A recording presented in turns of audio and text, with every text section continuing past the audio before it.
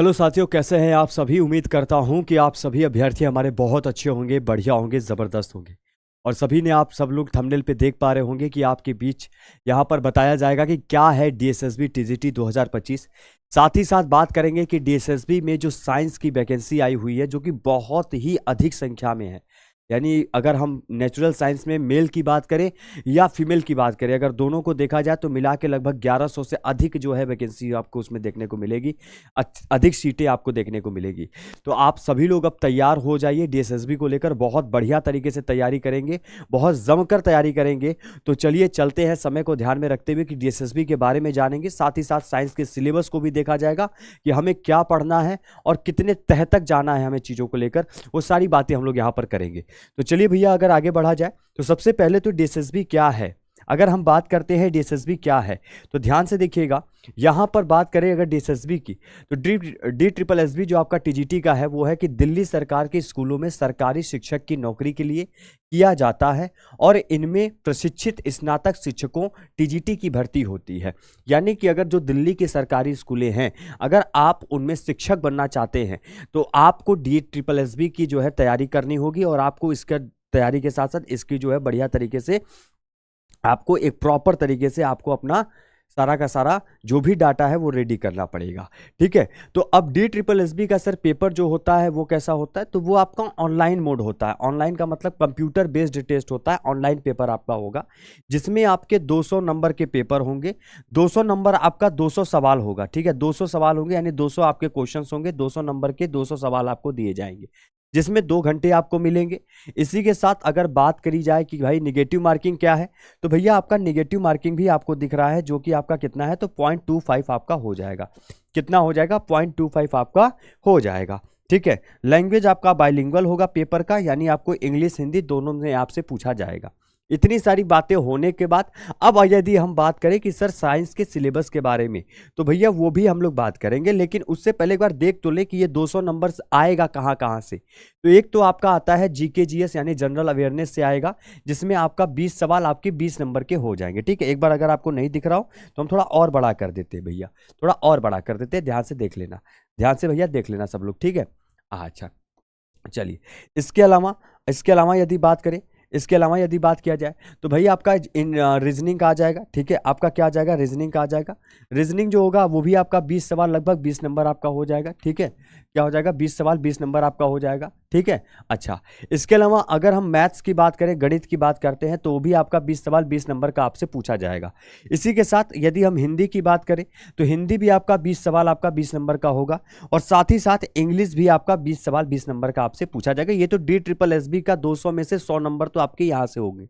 100 number के सवाल आपके इन 5-4 विषय से, लगभग आपको 5 विषय से देखने वाले हैं। बाकी जो मेन आपका होगा 100 नंबर, वो आपके कंसर्न्ड टीचिंग सब्जेक्ट, यानी आपका जो मेन सब्जेक्ट होगा।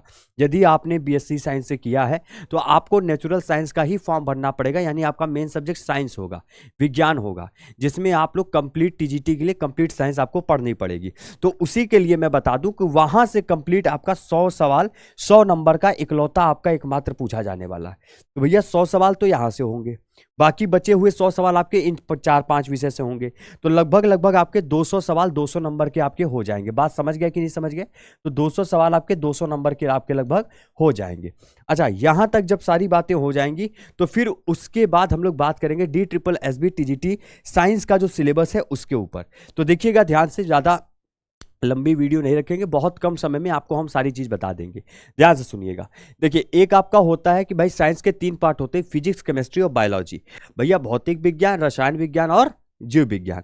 अब इसमें अगर भौतिक की बात करते हैं तो सबसे पहले बल एवं गति के नियम यानी force and law of motion आपको देखने को मिलेगा।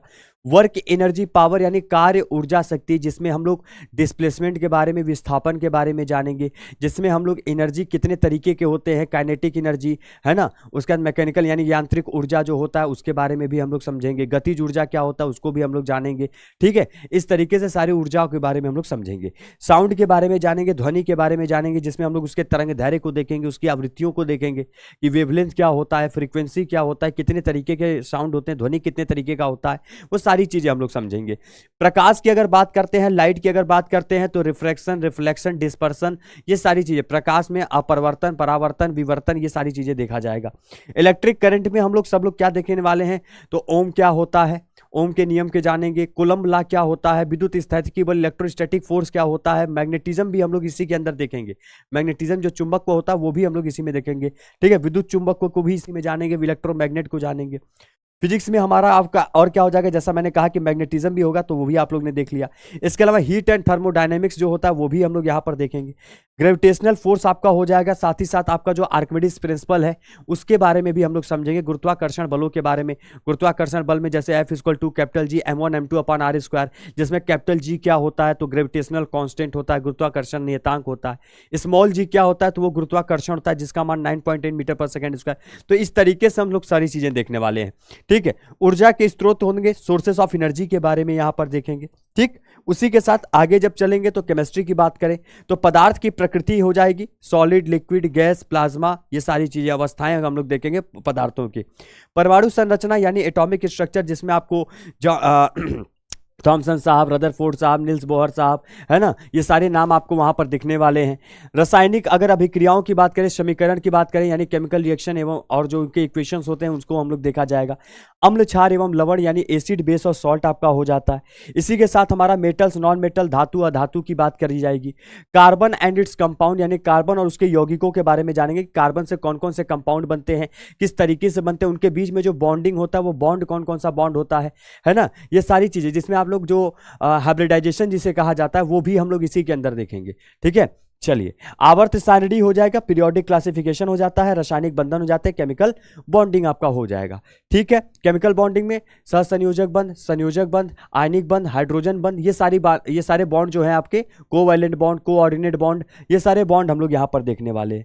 अच्छा, अब यदि हम बायोलॉजी की अगर बात करें तो बायोलॉजी में क्या देखा जाएगा, बायोलॉजी में आपका सेल के बारे में देखा जाएगा, टिश्यू के बारे में देखा जाएगा, हमारे आपके रेस्पायरेशन, न्यूट्रिशन, आपका जो एक्सक्रीशन है ना, उत्सर्जन, पोषण, आपका श्वसन, ये सारी चीजें देखी जाएगी। इसके अलावा कंट्रोल एंड कोऑर्डिनेशन यानी जिसे नियंत्रण एवं समन्वय कहा जाता है, जिसमें हम ब्रेन को समझते हैं, ब्रेन के साथ साथ नर्वस सिस्टम जो आपका कंप्लीट तंत्रिका तंत्र है उसे हम लोग जानेंगे, ठीक है भैया। अच्छा, इसी के साथ साथ यहां पर अगर देखा जाए तो हेरिडिटी एंड इवोल्यूशन जिसको कहा जा रहा है, अनुवंशिकी एवं विकास कहा जा रहा है, स्वास्थ्य एवं रोग कहा जा रहा है, हेल्थ एंड डिजीज कहा जा रहा है, जीवमंडल एवं पर्यावरण, इकोसिस्टम एंड एनवायरनमेंट हो जाता है, सूक्ष्म जीव का महत्व यानी माइक्रो ऑर्गेनिज्म, फ्रेंड एंड फू, और साथ ही साथ प्रजनन की बात करते हैं, रिप्रोडक्शन की बात करते हैं, जिसमें हमारा प्लांट्स भी आएगा यानी पौधे भी आएंगे, और साथ ही साथ हमारा आपके एनिमल्स भी आएंगे, जंतु भी आएंगे, तो उनके प्रजनन के बारे में, प्रजनन तंत्र के बारे में समझेंगे, ठीक है। हेल्थ एंड डिजीज भी हम लोगों ने देखा, स्वास्थ्य और रोग के बारे में भी समझेंगे, इसमें वायरस, बैक्टीरिया, फंजाई, प्रोटोजोआ, कौन सी बीमारी किसके कारण होती है, जिसके कारण होती है उसका नाम क्या हो जाएगा। जैसे अगर मान लीजिए कि आपसे कोई कहे कि भैया चिकन पॉक्स एक वायरस के जरिए होता है, यह बीमारी वायरस से होती है, विषाणु से होता है, तो उस विषाणु का नाम क्या होता है, क्या उसको सही करने के लिए कोई वैक्सीन है, कोई टीकाकरण है या नहीं है, अगर है तो उसको खोज किसने की थी, ये चिकन पॉक्स को पहली बार कहां देखा गया था, ये सारी चीजें हम लोग इस सिलेबस में डिस्कस करने वाले, ठीक है। अच्छा, तो अभी के लिए इतना ही, बाकी मुलाकात हमारी आपकी आगे चलेगी, और अगर कोई डाउट है तो उस डाउट को आप लोग क्लियर कर सकते हो, उस डाउट को आप हमसे पूछ सकते हो, ठीक है। कमेंट करके जरूर बताइएगा कैसा लगा आप सभी को, अगर कोई मन में शंका हो तो एक बार मुझसे पूछ लीजिएगा, कमेंट कर दीजिएगा। बाकी इसी तरीके से अपने जुड़े रहिए अपने इस प्यारे से YouTube channel rankers TGT PGT पे। थैंक यू सो मच, धन्यवाद, नमस्कार, जय हिंद।